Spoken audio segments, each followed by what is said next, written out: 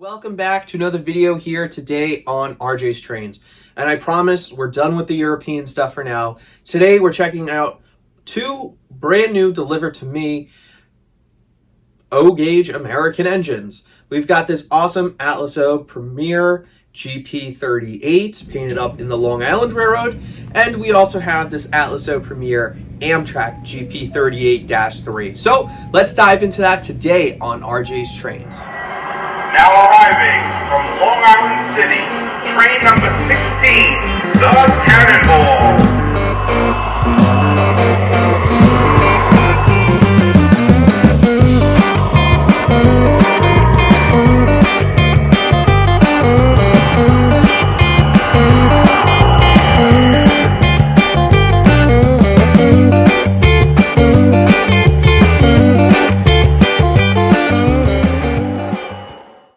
Make sure to use code RJTRAINS at trains.com for $10 off any order $50 or more.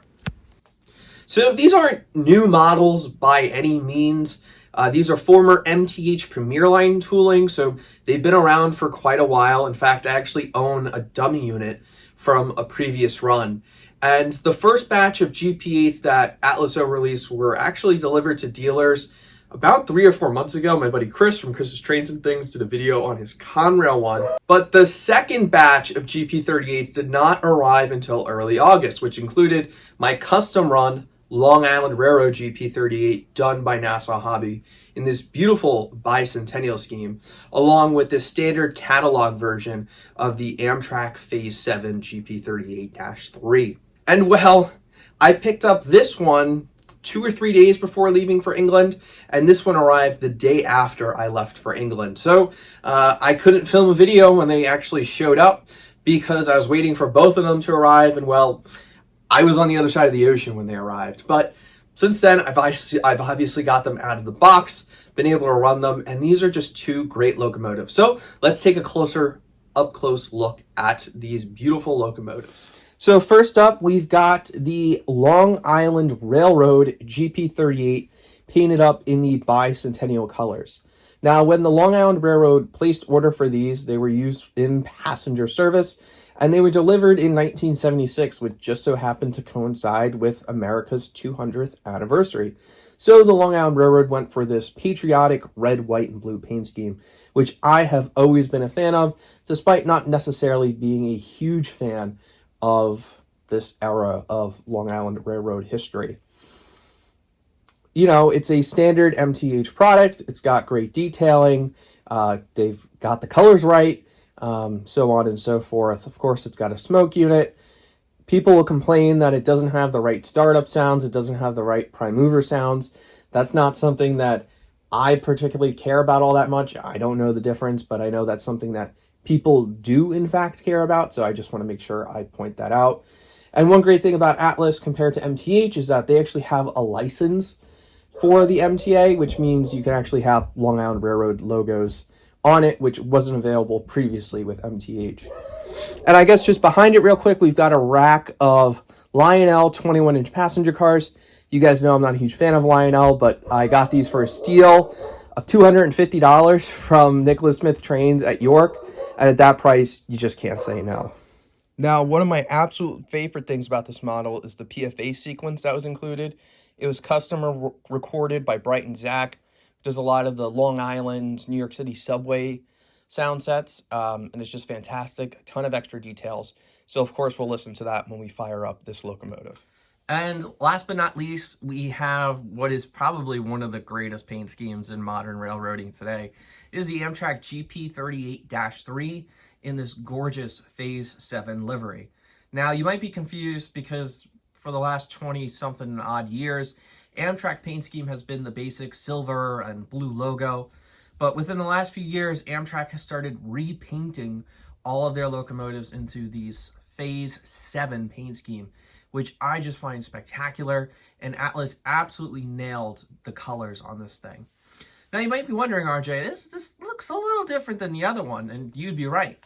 This is actually a 2-rail model that I've converted to 3-rail, to be able to operate on 3-rail track.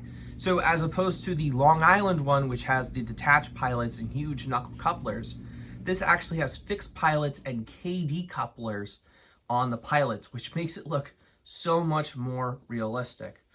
Now, it's not that difficult of a process. All it is one screw to attach the pickup rollers. You flip a switch, and there you go. It can operate on 3 rails with DCS. Now, Atlas also and MTH also make wheel sets so that you can get 3 rail wheels for the locomotive if you decide to convert it. I have that on order, but it works just fine with my 3 rail Atlas track, so it's not a huge concern of mine at this moment. I guess just a couple things to point out in the terms of accuracy department. It is missing the marker lights on the nose of the cab. That's something that the real Amtrak 742 has and Atlas did not include, which is rather interesting. And also this has a PFA for the crescent, which is a very odd choice because these locomotives are primarily used in maintenance of way duty. They are sometimes, in very rare instance, used as cab cars on certain regional trains like the Downeaster up in Maine, as well as the Berkshire Flyer between Albany and Pittsfield, Massachusetts. But these things are never leading the main line long distance trains. So really odd and very lazy choice by Atlas to include that PFA. Probably something I'll look at changing in the future. But I don't mess with the PFA too much. So yeah, it doesn't really bother me. And of course, we got to talk about these beautiful cars behind it. I've featured them in a video before, but these are also ex-MTH Premier, made by Atlas, Amtrak rapid discharge hoppers. So I'm really going with that theme of it's a maintenance of way train, and the ballast hoppers have no problem coupling up with the KD couplers on the locomotive, which is really nice. So overall, what do I think of these GP38s? I think they're, just like every other MTH Premier model, you're getting very high quality, especially for what you're paying. And of course, Atlas, they're going to make sure they get the colors right, maybe not the sounds and all the details like we typically expect from Atlas. I think at the end of the day, though, with the current economic situation, I ended up paying $750 for the Long Island Railroad one. And I believe the Amtrak one came out close to $700 as well. And well, I don't think the locomotives are worth that much. I committed to my pre-orders. I'm still excited I have these in the collection for many, many, many years down the line. But yeah, I think it's getting very hard to justify pre-ordering new trains at this current moment. But anyway, that's a topic for another time. If you like it, buy it. If you don't. All right, that's enough for me. Let's fire these locomotives up.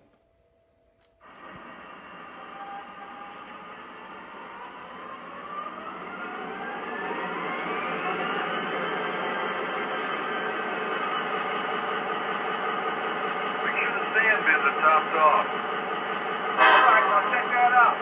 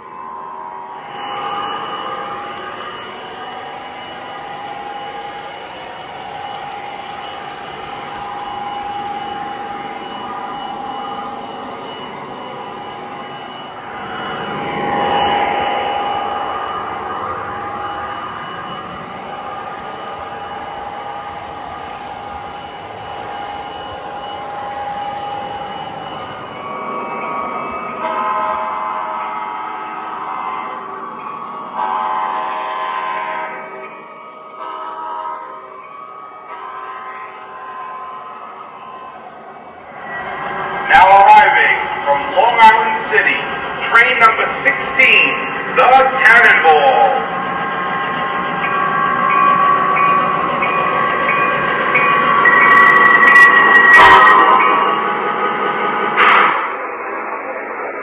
This is Jamaica. Change here across the platform on track 7 for the express train to Huntington. Now departing for Montauk, your July 4th weekend getaway train. Train number 16, the Cannonball. Hurry up, we're gonna miss our train.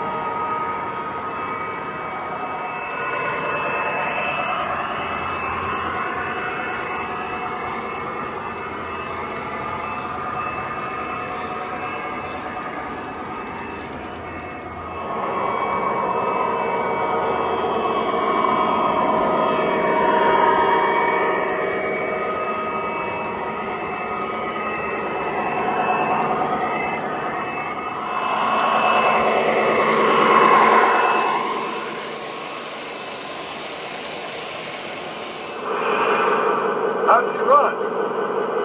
She ran great. Take care. See you soon.